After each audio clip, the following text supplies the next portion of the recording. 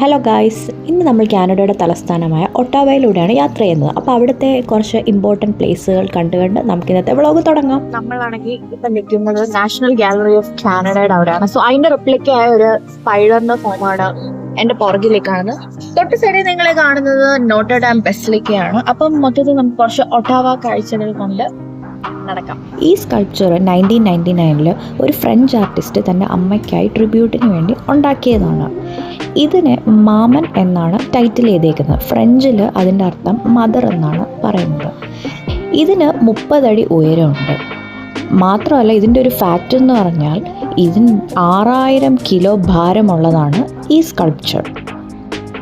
It is one of the Ottawa's most recognizable and photograph landmarks. ഈ കാഴ്ചകൾ കണ്ടു നിന്നപ്പോഴാണ് ഗൈസ് പള്ളിമണി മുഴങ്ങി. ഇതാണ് Notre Dame cathedral basilica. It's the oldest and largest standing church in Ottawa.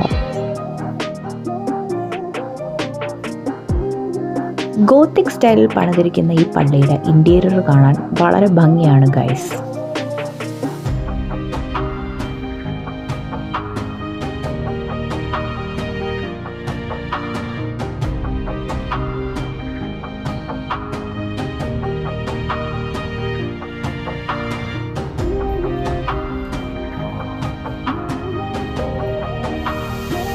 ഒട്ടാവയിലെ വേറൊരു അട്രാക്ഷനാണ് ഈ റെഡിയോ ഫോൾസ്.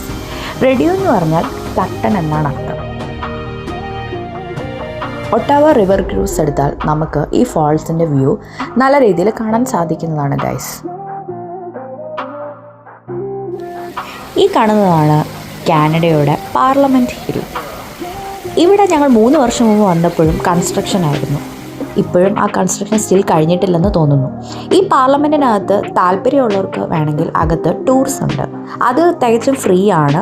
പക്ഷെ നമ്മളാണെങ്കിൽ നേരത്തെ അത് വെബ്സൈറ്റിൽ കൂടെ ബുക്ക് ചെയ്യേണ്ടതാണ്. ഈ കാണുന്നതാണ് സെൻറ്റേനിയൽ ഫ്ലെയിം. ഇത് കാനഡയുടെ 100th ആനിവേഴ്സറി ഓഫ് കോൺഫെഡറേഷൻ ടൈമിൽ ലൈറ്റ് ചെയ്തതാണ്. ഈ ഫ്ലെയിമിന് ചുറ്റും നമുക്ക് 13 ബ്രോൺസ് ഷീൽഡ് കാണാൻ സാധിക്കും. അത് കാനഡയുടെ പ്രോവിൻസുകളെയും ടെറിട്ടറികളെയാണ് റെപ്രസെൻ്റ് ചെയ്യുന്നത് with the date they joined confederation. അപ്പോൾ എല്ലാവർക്കും ഈ കൊച്ചു വ്ളോഗ് ഇഷ്ടപ്പെട്ടെന്ന് വിചാരിക്കുന്നു. അപ്പോൾ ആചാരം മറക്കണ്ട, ലൈക്ക്, കമൻറ്റ്, സബ്സ്ക്രൈബ്.